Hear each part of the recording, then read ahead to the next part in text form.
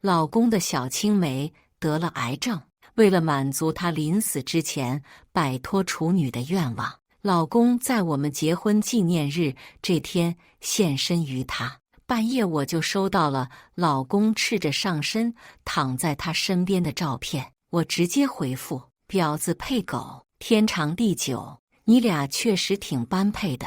第二天老公回来，我直接递上离婚协议，可老公却慌了。他说：我只是为了满足他最后的愿望而已，我爱的是你啊，亲情长相守，真情在人间。大家好，我是秋兰，欢迎观看《真情人间》。结婚纪念日前一天，我兴奋地和老公确认着明天一天的行程，这是我们第一个结婚纪念日，我希望能给我们留下一段美好的回忆。可相比于我的热情，老公赵延清则显得十分冷淡，他神游天外，任凭我怎么叫也叫不应。我有点紧张，心里想着是不是因为我把一天安排得太满，惹得他心里不舒服了。老公，你怎么了？是不是有点累了？要不然我把明天的行程削减一点。赵延清终于回过神来，一脸懵逼地压了一句。我又重新问了他一遍，他这才摆摆手，捏了捏眉心开口：我没事。他笑着握住我的手，我很期待明天你安排的结婚纪念日，为了能给他一个惊喜，明天所有的行程我都是对他保密的。听到他说这话，我终于松了口气，靠在他怀里娇嗔道：那就是你有什么想去的地方，提前告诉我，我可以改动一下行程表。我感觉到他握着我的手倏然收紧，脸上不自觉流露出欲言又止的表情。我捧着他的脸问：怎么了？怎么突然露出这副表情啊？有话你就和我直说呗。老婆，今天我们去医院的时候，我碰见瑶瑶了，她得了癌症，我想明天去看看她。我愣了好久才想起，他说的这个瑶瑶是谁？是赵延清的小青梅，沈念瑶。在我和赵延清谈恋爱之前，他其实和沈念瑶表过白，可惜对方一直把他当兄弟，毫不犹豫的就拒绝了他。后来沈念瑶为了避嫌而出国，赵延清就没怎么和他联系了。没想到这次一回来，居然就被确诊了癌症。可怜是可怜，可是他为什么要单独联系赵延清？他并不是孤儿，没必要来联系一个有家室且已经好几年没见面的竹马。更何况当初是他自己亲口拒绝了赵延清，现在弄这一出又是为了什么？更可恶的是，他居然还特意挑在我们结婚纪念日前一天和他见面，这无异于对着我贴脸开大。我强忍着怒火和不悦，抿起唇劝他，他得癌症了，自然有家人去照顾他，你又不是医生，跟着瞎忙活也没用啊。更何况明天就是我们的结婚纪念日了，你非要挑在这时候去看他吗？赵延清当场就和我翻了脸，他直接把我靠在他怀里的推出来，面色不悦。我没想到你会这么小心眼，瑶瑶作为和我从小一起长大的朋友，现在得了癌症，难道我去探望一下都不行吗？你到底有没有同情心？还是说你之前都是装的？你根本就是一个自私自利，只考虑自己不考虑别人的女人。再说了，换成你得了癌症，难道瑶瑶让我不去照顾你，你心里会好受吗？一大堆强盗逻辑从赵延清嘴里冒出来，我简直不敢相信这种话会是从我老公嘴里说出来的。我是赵延清同甘共苦的妻子，他沈瑶算个什么东西？凭什么舔着脸要我老公去照顾他？我深吸口气，想着明天就是结婚纪念日了，没必要今天闹得太难看，所以强忍着怒火退一步，和他好声好气地商量。那这样，我们多请一天假，后天我陪你一起去看他，行了吗？我自以为这已经是我对他最大的让步，可赵延清直接腾的一下起了身，说到底你就是不愿意陪我一起去是吧？结婚纪念日年年都有，但是瑶瑶明年不一定还在了，你非要让这事成为我心里的遗憾吗？因为结婚纪念日而燃起来的热情在这一刻被扫了个干干净净。我没想到赵延清是铁了心的，明天就要去照顾沈瑶。我以为这已经是最两全其美的办法，既不会落了他们的情分，也不会让我们生疏了。可我没想到赵延清这跳脚的样子，是根本就没把我放在心上。老公，你自己也说了，不能让这事成为你心里的遗憾。难道你就忍心让这件事情成为我心里的遗憾吗？赵延清抿着唇，一言不发，最后还是给我下了最后的通牒。反正瑶瑶是我最好的朋友，我明天是一定要去照顾她的，不管你同不同意。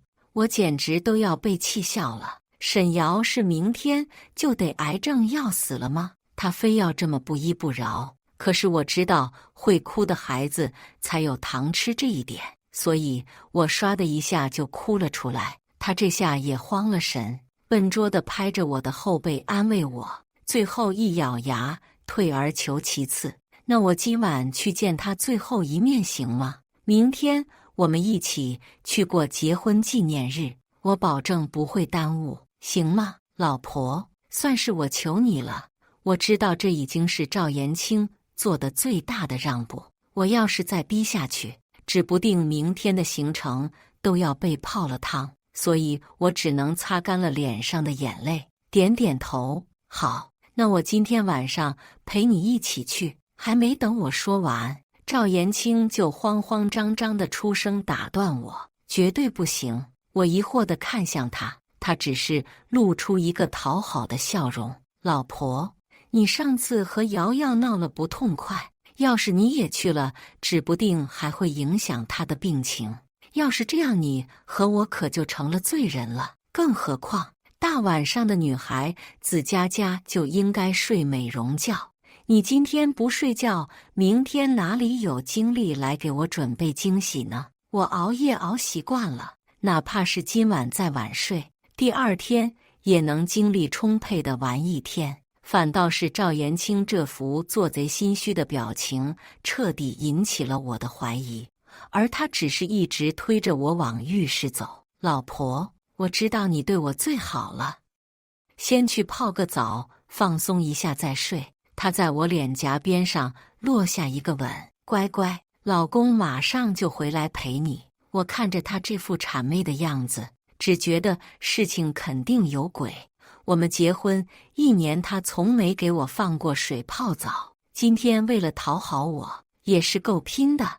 我直接顺着他的力气进了浴室，可因为心里藏着事情，我没泡多久就出来了。一出来，我就一眼看见了穿着西装打着领带的赵延清，他似乎刚在主卧洗过澡。我有些感慨，上一次他穿得这么正式，还是我们结婚的时候。他本来就生得不错，这样一收拾更显得他有魅力。可惜结婚1年，他再也没有穿得这么正式过。哪怕是同学会上，我要求他穿得正式一点，给我撑脸面，他都没有穿得这么整齐。我往他身边凑近闻了闻，居然还喷了香水，是我生日送他的那瓶。他一直舍不得拆，说是要收着做纪念。再仔细一看，他连下巴上刚冒出的青色胡茬都刮了个干干净净，我觉得有点古怪。大晚上的去见一眼老朋友，有必要这么隆重吗？不知道的还以为他这是要赶去结婚呢。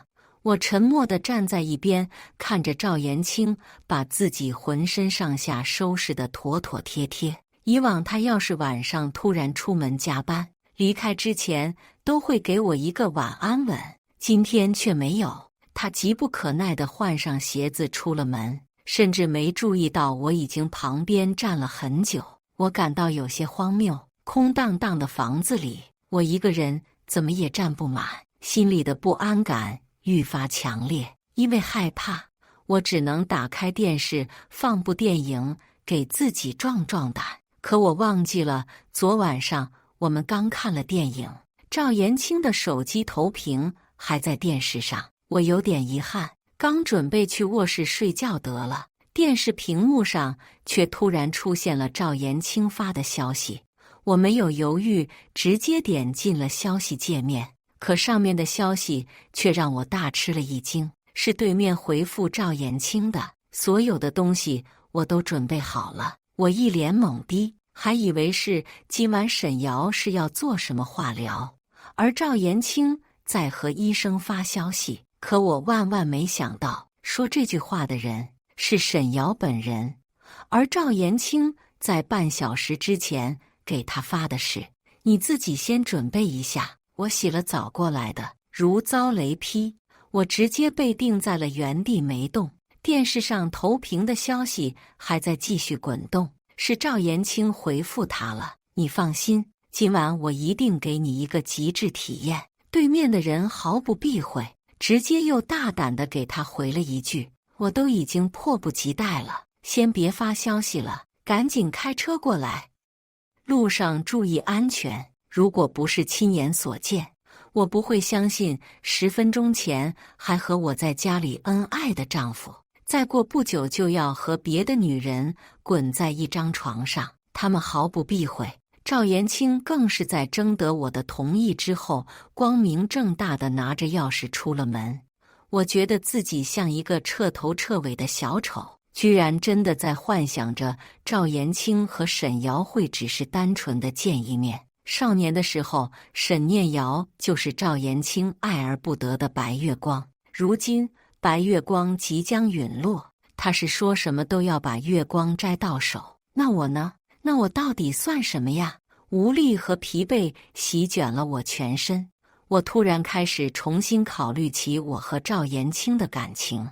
他刚被沈瑶拒绝那会，自尊心受挫，一度陷入了焦虑迷茫的状态。医生甚至说他有躁郁症加抑郁症自残的倾向。他的父母常年在外面跑业务，根本没时间理会他有没有得什么抑郁症、躁郁症。对他们来说，赵延清只要人还活得好好的就行，其他的都不是他们该管的事。所以在他那段灰暗的日子里，是我一直陪在他身边，不离不弃。他生气乱砸东西时，是我跟在他后面帮他收拾烂摊子；他因为被抛弃而迷茫焦虑的时候，也是我陪在他身边，不断鼓励他，帮助他重拾信心。那段时间，我要一边承受着家里的压力，一边挣钱，又要腾时间出来安慰照顾他。现在他事业有成，功成名就，他不仅忘记了当初陪在他身边的人是谁，反而起了背叛我的心思。沈念瑶只要招招手，他就屁颠屁颠地跑去了人家身边。我不相信网上前任一哭现任必输的留言，只想再赌一把我和他最后的这点情分，所以我没有给他打电话，也没有选择关上电视。投屏的聊天界面已经没再有消息了，估计这会他们都已经见面了。动作要是再快一点，也许这时候他们已经滚在一起了。我坐在沙发上，睁着一双充满了红血丝的眼睛，眼睁睁地看着墙壁上的挂钟从11点半走向2点半。泡澡时被弄湿的头发我都没心思吹干。凌晨的冷风顺着窗户的缝隙灌了进来，冷得我打了个哆嗦。窗外从漆黑一片到晨光熹微，我的头发从滴滴答答的滴着水到半干的贴在我脸上。赵延清食言了，整整一晚上他都没有回来，或者说他是在赌我会绝对的相信他，然后赶在我平时醒来的时间前回来。但是很可惜，他这次输得很彻底。手机震动，我还以为是赵延清的消息，慌慌张张地拿起来，才发现居然是沈念瑶给我发的消息。他给我发了一张赵延清赤着上身的照片，下面一节我看不到，但是大概能猜到。他直接给我发消息挑衅，这么多年了，赵延清，我还是只需要招招手，他就会像狗一样回到我身边。你是他的老婆，又陪他走过这么多年风风雨雨，可是这又有什么用？到头来，你付出的一切还不全都是给我做了嫁衣？赵延清，他是我的，只有我才能配得上他。从前赵延清什么也不是的时候，他毫不犹豫地选择出国。现在赵延清有了点小钱，他却又舔着脸来我面前说他们才是天生一对。但是从某种程度上来说，他说的也没错，渣男贱女，天生一对。所以我毫不犹豫地截图，顺手回了他一句：的确，婊子配狗，天长地久，你们两个是挺般配的。对方一个字都没再回我。我起身回了卧室，把头发吹干，顺便滴了点眼药水。一晚上没睡，我现在反而精神得很，只有眼睛稍微有点干涩。我钻进了被窝里，寒冷侵袭着我的四肢百骸。我强迫自己闭上眼睛，先睡2个小时，也并不影响我办事。早上8点，赵延清果然准时回了家。他知道我自律，每天都是8点半准时起床，所以他赶在我醒来之前，及时从温柔乡里抽身出来。在他打开大门的那一刻，其实我就已经清醒了过来。床的另一侧微微一沉，他顺手搂上我的腰，灼热的气息逼近。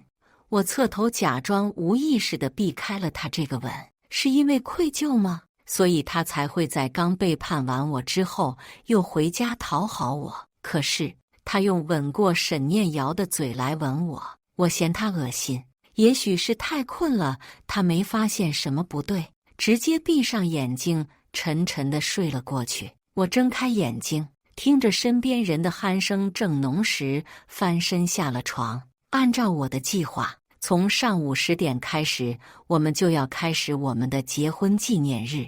可现在这结婚纪念日，谁爱过谁去过？我给他手机上发了短信：老公，今天中午记得按时来订好的餐厅吃饭哦。我把原先订好的上午的行程和定位都发给了他，自己一个人去找律师拟离婚协议。他没有马上回我，却在中午的时候突然气哄哄地打电话给我：老婆，怎么回事？你这找的店面也太不靠谱了吧？他们说你根本没有在这里定位置。喂，你说话呀，老婆。我含含糊糊地回了他一句信号不好，就毫不犹豫地挂断了电话。透过餐厅玻璃，我冷漠地看着他站在原地和服务员跳脚。我都说了，我老婆真的在这里订好了位置，她怎么可能骗我？你们等着，等我老婆来了，确认完了，我直接让她在平台上投诉你们。服务员也有点无语，好声好气地和他解释：先生，是这样的，我们这边的确是没有查询到您这边的订单，您看你现在预付定金订一桌可以吗？谁成想赵延清直接把旁边的餐桌布一掀，声音暴怒：凭什么要我再交钱？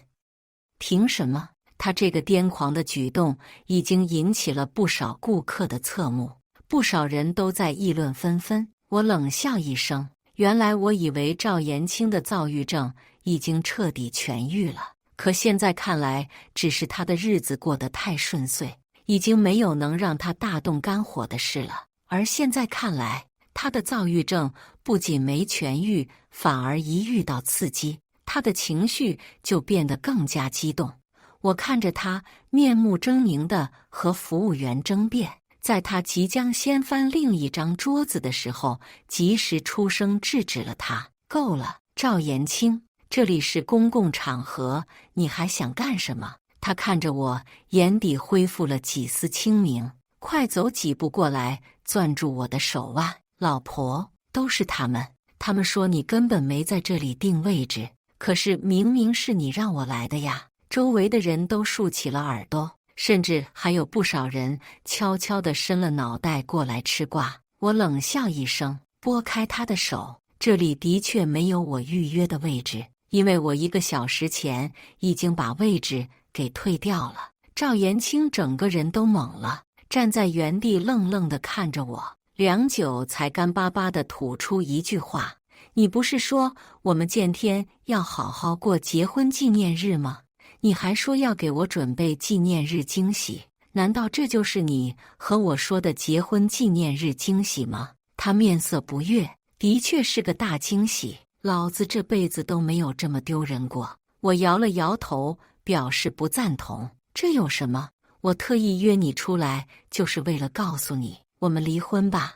我把还有余温的离婚协议书拍在他胸口上，你估计早就在等这句话了吧？他愣住了，接过离婚协议书，不可置信地开口：“你开玩笑的吧，老婆？你是不是因为我昨晚没及时回来和我生气啊？我可以和你解释的，你没有必要拿一沓废纸，还说出离婚这种话来威胁我。”他没看离婚协议书，直接搂着我的肩膀把我往外推：“咱不在外面闹了，大家都看着呢，等回家了我就再和你慢慢解释。”他这话不过是说给别人听的。没一会他就攥着我的手臂，压低了声音，凑在我耳边开口：“有什么事你回家再闹行吗？算我求你了。”我甩开他的手：“离婚协议书你是真一点也不看啊？你觉得我像是在和你开玩笑吗？这种夫妻之间的撕脸大战难得一见，不少人甚至已经拿起了手机录视频。”赵延清先是不可置信，而后翻开离婚协议书的时候更是瞳孔地震，上面清清楚楚地写明了我们所有的财产分割。但是我们名下的公司在结婚前我们就已经做过公证。说来也好笑，我哥哥提出让我们财产公证的时候，我还笑话他简直是多此一举。没想到他1年前的劝告，在今天成了我反击赵延清最有力的武器。他用力地翻看了一下离婚协议书，确认了我并不是在和他发小脾气。这下他是彻底慌了：“老婆，你别和我离婚，都是我的错，我和你认错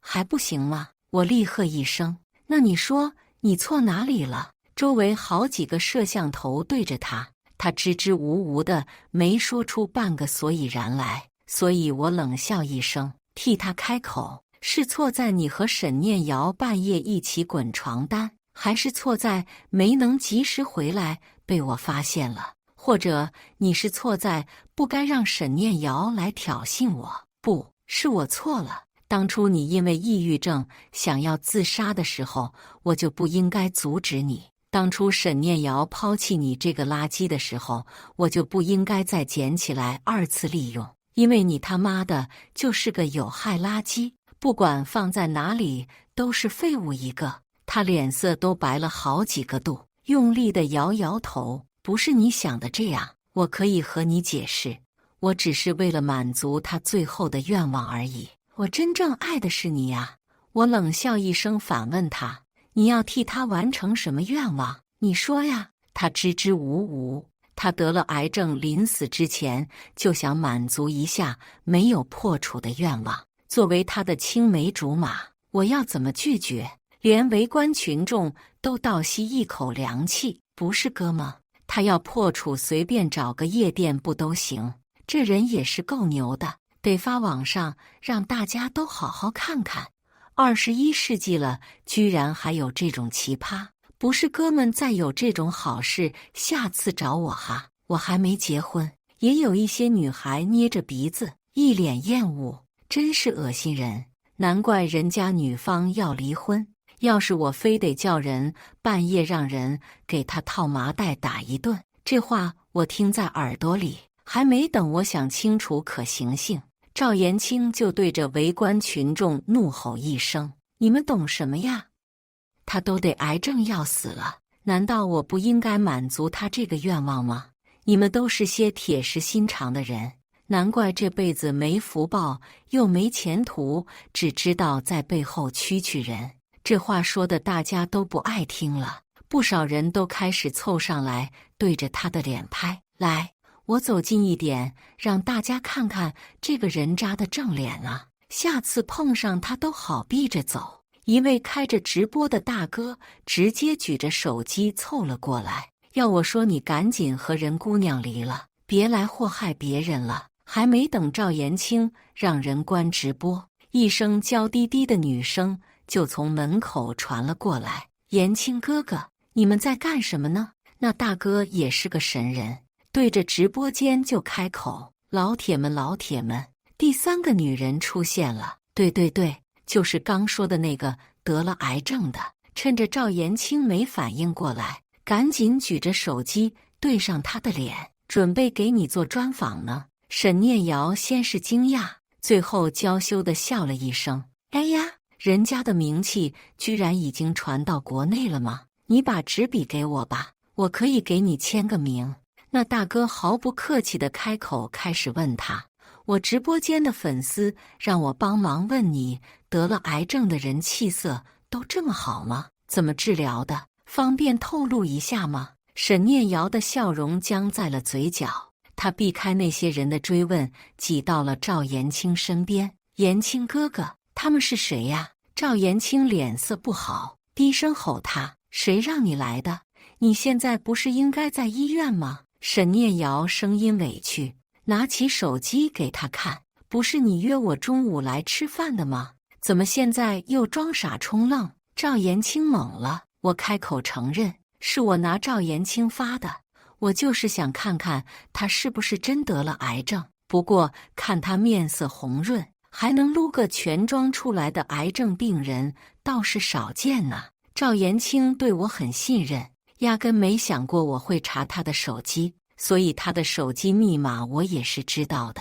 已经有人看透了这件事，不客气地冷哼一声：“还能咋的？男的出轨还非要给自己找借口呗。女的想和他上床，说自己得了癌症呗，真是乱成一锅粥了。大家直接趁乱喝下去得了。话糙理不糙，可这话也实在是太糙了。”沈念瑶直接涨红了脸骂回去：“小丫头片子，你们懂什么？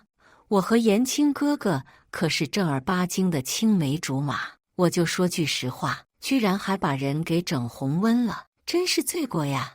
我把今天凌晨沈念瑶发的照片摆在了赵延清眼前：“你昨晚和他滚一起了，没毛病吧？”赵延清，你记吃不记打，连条狗都不如。好歹狗还记得谁是真的对他好的人。离婚协议书，反正我是送到了，你也不用特意来给我送一趟了，直接邮寄给我就行。赵延清攥住我的袖子，咬着牙开口：“你一定要这么赶尽杀绝吗？”我甩开他的手，耸了耸肩：“离婚协议书你不签也没关系，我有的是手段让你签。”沈念瑶直接被人骂破防了，朝着我大吼一声：“你有什么好神气的？离了婚，看谁还会要你一个二婚的女人？”我连个眼神都没给他，直接就转身离开。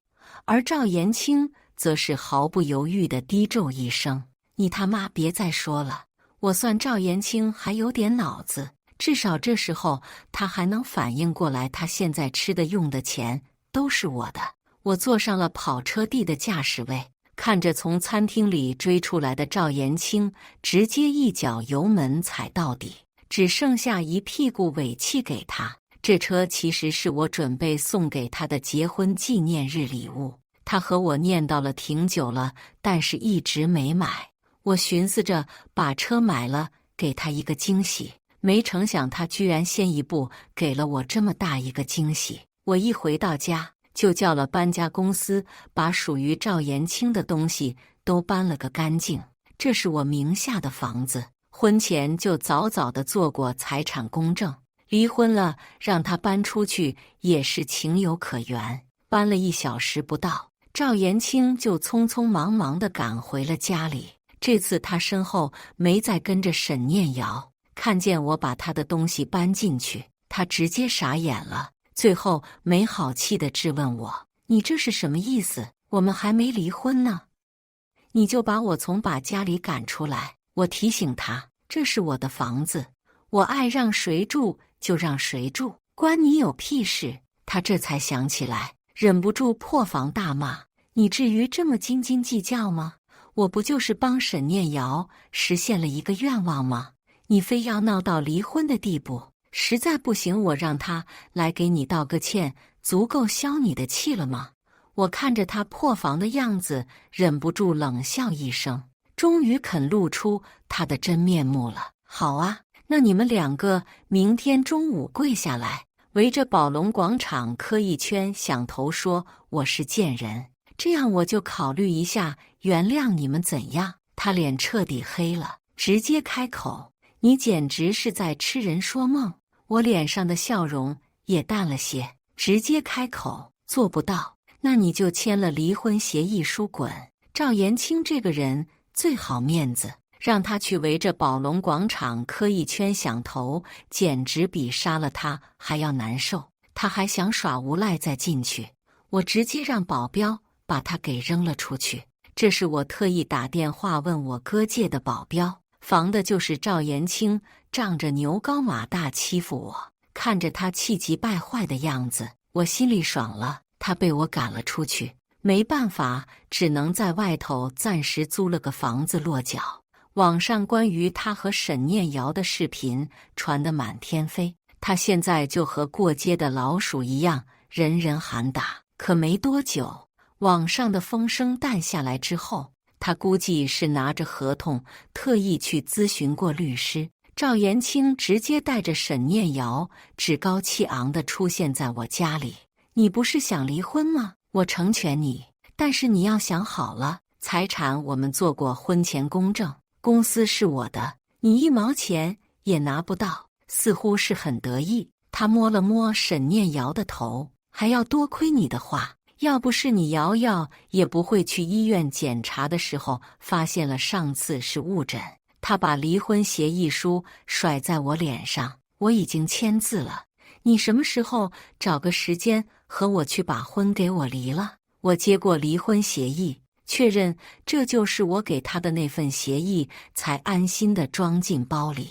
择日不如撞日，我多和你出现在同一个结婚证上就觉得恶心。民政局还有2个小时下班，趁着这时间，我们去把证领了。他也笑了，正合我意。从民政局门口拿到绿本本出来，我心里终于松了口气。只要赵延清答应离婚，一切的事情就都好办多了。沈念瑶挽着赵延清的手，高高在上的开口：“你再优秀又怎么样？投资了这么多钱给延清哥哥开公司，到最后还不是要落到我手里？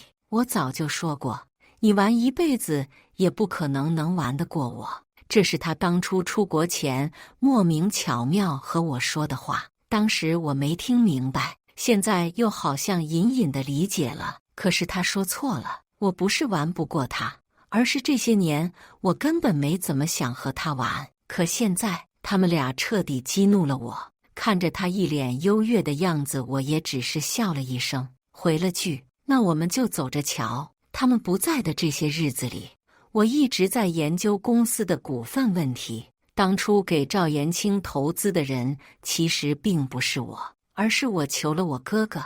当初他为了防止赵延清彻底接管公司之后和我离婚，注资的时候特意在合同里要了原始股。经过这么多轮的上市融资，再加上我这几天收到的散股，现在公司的大股东已经变成了我。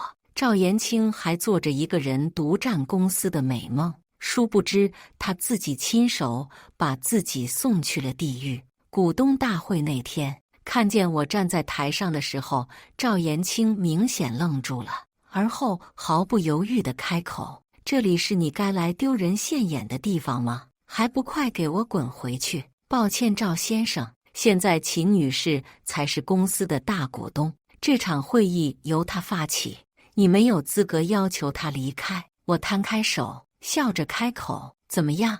我送给你的这个惊喜，你还满意吗？”他咬牙，脸色阴沉，低骂了一声：“算你狠。”我心当然够狠，因为我还有更狠的招没出。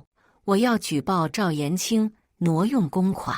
我和赵延清在一起时，就偶然听见他说过一些关于这方面的黑话，但是我当时并没有放在心上。直到那天，我发现了他居然开着和我打算给他买的同款跑车，400-500万的跑车。我能全款拿下，是因为我家里本来也就不缺钱，当初能拿钱投资赵延清开公司，现在买一辆跑车也是轻轻松松。可赵延清根本不可能拿出这么多钱买跑车，他花钱大手大脚，这些年和我在一起，更是从来都没省过半点钱，哪怕是分期买的，他也得先付个100万、200万的首付。这也是一笔高额的费用，所以我这些天就顺着这条线顺藤摸瓜的查，果然发现他这台车是全款拿下的，走的还是公司的账户。我保留好了证据，直接交给了警察。今天召开股东大会也是因为这事，众人哗然。一开始有人是坚决不相信的。他们说赵延清为公司奋斗了这么多年，不可能干出这种事。也有人联想到上次的直播揭开沈念瑶和赵延清丑恶嘴脸的事件，觉得是真的。可是当警察带着证据把赵延清扣押带走的时候，所有人都不得不相信这是真的。赵延清真的挪用公款了。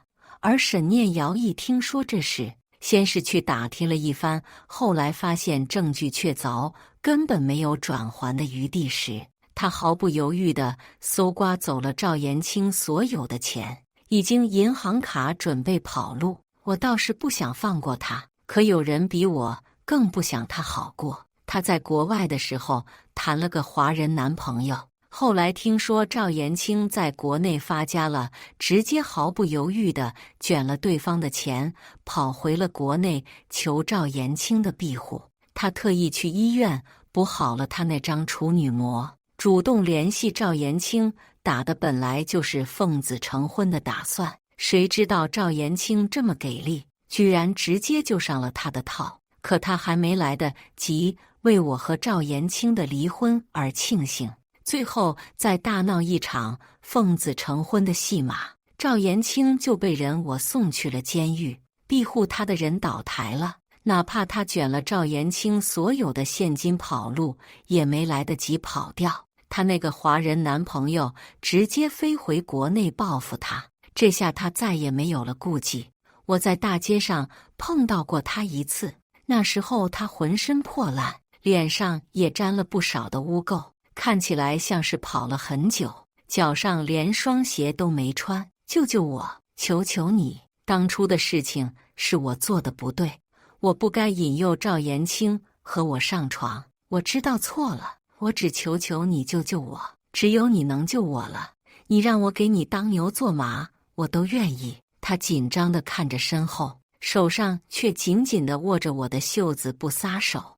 我甩开他攥着袖子的手，冷漠地开口：“有事就报警找警察救你，我可没有那个本事帮你。”苍蝇不叮无缝的蛋，我其实并没有多恨他，他的确引诱了赵延清，可赵延清也没能经受住诱惑。我恨的，该恨的从头到尾都只有赵延清一个人而已。至于其他人，我管不着，也没心思管。所以当他身后的人追上来时，他先是忌惮地看了我一眼。这几天我上过不少财经新闻，我相信他肯定认识我这张脸，但是他还是试探性地开口：“这人是我老婆，犯了点错，还请你不要多管闲事。”我笑了一声，无辜地摊开手：“我根本就不认识他呀，他挡着我的路了，正好麻烦你们帮我把他弄走吧。”我看着也闹心，对方明显松了口气，两个大男人一左一右地架着他离开了。我看着他们离开的背影，心里没什么波动。走到今天这一步，都是他自己给做的。尊重他人命运，挺好的。我拍了自己身上被沈念瑶沾上的不存在的尘土，大步地向自己的车走去。我还要去见赵延清一眼，我要看到他过得不痛快，我心里才痛快。我见他时，他已经瘦了一大圈，青色的胡茬全部都冒了出来，眼角处还有被人打出来的淤青，估计是同一个牢房的犯人打的。看见我来，他凶相毕露，甚至直接开口威胁，等我出去了，有你好果子吃。我赞同的点点头。其实你最好祈祷你永远别出来，不然你就会发现里面的日子好过多了。他破防，破口大骂道：真是个贱人，有本事你和我出去单挑。我嘴角勾起一个嘲讽的笑容。我没本事，你最有本事了，不还是只会在里面无能狂怒？我爸妈要是知道你这么害我，肯定不会放过你的。你给我好好等着。我突然想了件好笑的事，开始忍不住和他分享。你爸妈呀，前几年就生了个二胎男孩，算算时间，今年都应该5岁了。要不然你以为为什么发生这么大的事情，他们都不回来看你一眼？因为你早就被他们抛弃了呀。他抑郁症最严重的那年，其实我早就偷偷联系过他的父母，好歹他们才是赵延清真正的家人。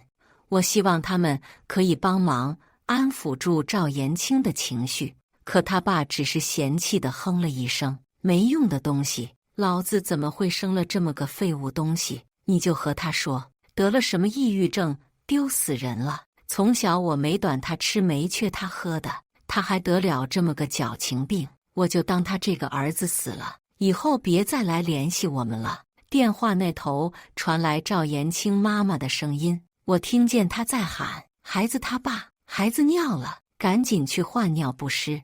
电话被人无情地挂断。这时候我才知道，他们一直视赵延清的抑郁症为家族耻辱。此后他们就真的再也没给他打过一个电话。每次赵延清问起我来的时候，我都含含糊糊地安慰他几句，说是他们太忙了，没空。其实我一直都在骗他。